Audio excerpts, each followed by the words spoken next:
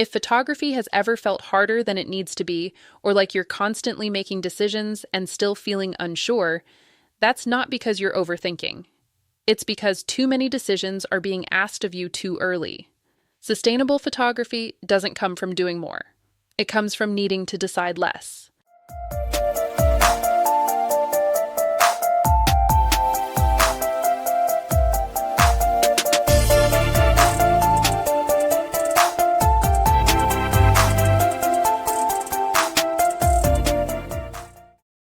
Most photographers don't burn out because they don't love photography. They burn out because photography asks them to decide too much, too often. Every time you pick up the camera, there are decisions waiting. What lens? What settings? What style? What to focus on? What to ignore? Even experienced photographers feel this, but beginners feel it constantly.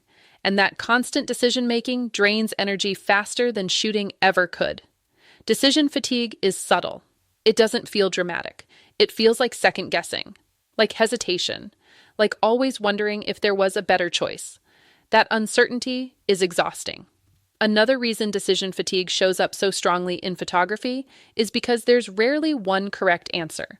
Multiple choices can work, but beginners don't have the context to trust that yet, so every choice feels risky. When everything feels risky, progress slows. Another thing that adds to decision fatigue is the pressure to optimize. Best settings, best gear, best workflow. Optimization culture makes people feel like there's always a better choice they're missing. That constant comparison steals focus, and focus is what learning needs. Another contributor to decision fatigue is unclear priorities. When you don't know what matters most right now, everything competes for attention. You try to improve composition, exposure, timing, and style all at once. That's not sustainable. Another reason decision fatigue wears photographers down is because decisions stack. One choice leads to another, and another, and another, until the act of shooting feels heavy before it even begins. When photography feels heavy, people assume the problem is motivation. It's not. It's cognitive overload. Another thing that intensifies decision fatigue is learning out of order. When foundational decisions aren't automated yet, every shoot requires active thinking. That's tiring. Automation doesn't mean becoming mechanical, it means freeing mental space. Mental space is what creativity needs. Another reason decision fatigue leads to burnout is because people don't recognize it early. They push through. They assume they just need more discipline, but discipline doesn't fix overload. Simplification does. Another thing worth naming is that decision fatigue makes photographers doubt themselves. Not because they lack ability, but because constant decision-making erodes trust. You stop believing your instincts, and without instinct, photography feels rigid. Another reason this matters is because sustainability isn't about stamina. It's about energy management. You don't need endless motivation, you need fewer drains.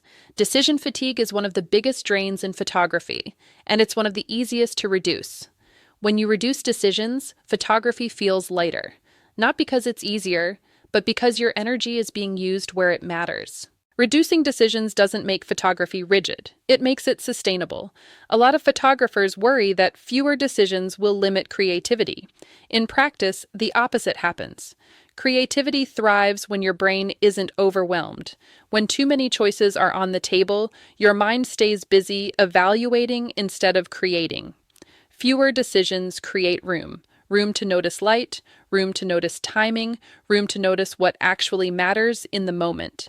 One of the first ways to reduce decision load is committing to defaults. Not forever, just long enough. A default lens, a default shooting mode, a default starting point. Defaults remove friction. They give you a baseline. Instead of starting from zero every time, you start from familiar. Familiar is calming. Another powerful way to reduce decisions is limiting variables during practice. Same location, same time of day, same subject type. When fewer things change, learning accelerates. You're not guessing what caused an issue. That clarity builds trust. Another helpful shift is separating decisions that matter now from decisions that can wait. Not everything needs to be solved immediately. You don't need a signature style to learn light. You don't need a niche to practice timing. You don't need perfect settings to improve composition. Letting some questions stay unanswered is part of sustainability. Another way to reduce decision fatigue is creating simple rules for yourself. Not rules as restrictions, rules as relief, things like, I don't change lenses during practice.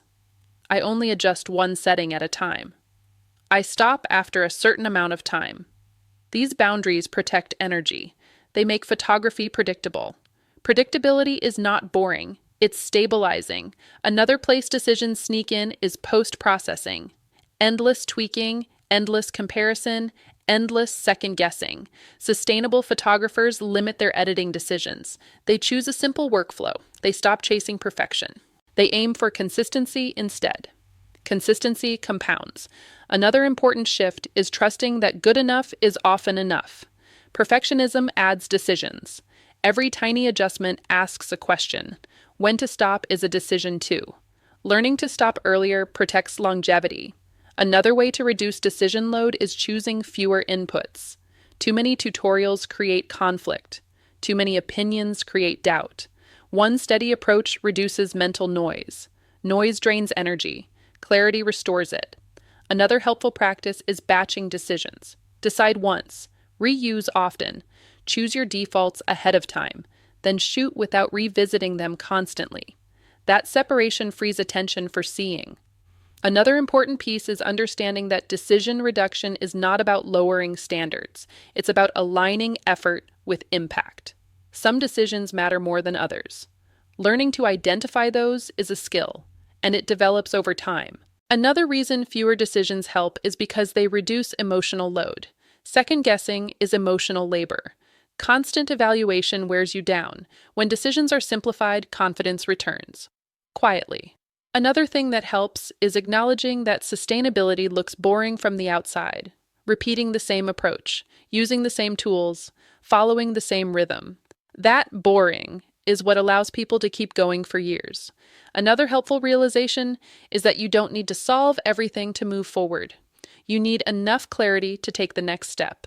That's it. Sustainable photography is built on that principle. One step, then another, without redeciding everything each time. When decisions are reduced, photography feels lighter. Not because it's easier, but because your energy is being spent where it actually counts. At some point, sustainability stops being a theory. You feel it. Photography no longer feels like something you have to gear up for emotionally. You don't need a pep talk to start. You don't feel drained before you even begin. That's how you know something shifted. Longevity doesn't come from loving photography harder. It comes from designing it to require less from you. Most photographers think the answer to burnout is more discipline, more pushing, more consistency, more effort. But effort is not infinite. Energy is not infinite. Sustainable photographers don't rely on willpower. They rely on systems. Systems reduce decisions, systems reduce friction, systems protect energy. And protecting energy is what keeps people going long term. Another sign that sustainability is working is that photography stops competing with the rest of your life. It fits instead of fights. You're not constantly negotiating time with yourself. You're not feeling guilty when you don't shoot. You're not forcing productivity. Photography becomes something you return to naturally. Another thing that changes when sustainability is in place is how you respond to gaps. Time away doesn't feel catastrophic. You don't spiral. You don't assume you lost everything. You trust that you can pick up where you left off. That trust only exists when your process is simple enough to return to. Another marker of longevity is emotional neutrality. Not excitement all the time. Not pressure. Neutral. Calm. Steady. That's what allows creativity to surface again. Creativity doesn't thrive in urgency. It thrives in safety. Another thing that helps longevity is letting go of constant optimization. You don't need to improve everything all the time. You need to maintain what's working. Maintenance is underrated, but maintenance is what keeps things alive. Another important shift is learning when not to decide. You don't need to reinvent your approach every season. You don't need to chase every new idea. Longevity is built by choosing what stays the same. Another thing sustainable photographers understand is that slowing down is not falling behind. It's how you notice more. It's how your work deepens. Speed impresses briefly, consistency lasts. Another thing that supports longevity is accepting that photography will change as you do. Your goals will shift, your interests will evolve, your capacity will fluctuate. Sustainability allows for that. Rigidity doesn't. Another important piece is understanding that fewer decisions don't limit growth, they create it. When your brain isn't exhausted, learning sticks. When learning sticks, progress becomes natural. Another thing that helps longevity is recognizing early signs of overload, tension, avoidance, resentment. Those are signals, not failures. Responding early keeps burnout from returning. Another thing that sustains photographers long term is designing systems that can survive low energy seasons. Simple defaults, clear learning order, gentle structure. Those systems hold you when motivation dips. Another quiet truth about sustainability is that it often looks unimpressive. No dramatic leaps, no constant reinvention, just steady presence. That steadiness is powerful. And finally, sustainability works because it removes pressure from photography. It no longer has to prove anything. It no longer has to carry your identity. It just gets to exist. That's when people stay. That's when photography becomes something you build with over years, not something you recover from. If photography has felt heavy or harder to maintain than it should, the issue usually isn't motivation, it's decision load. Longevity comes from clarity, not pressure. When you know what matters first and what can stay simple, photography becomes easier to return to. I've laid out a calm learning order on my website to help reduce overwhelm and support long-term growth. It's not a checklist to rush through, just a steady reference when things start to feel noisy again. Sustainable photography starts when you stop asking yourself to do everything at once.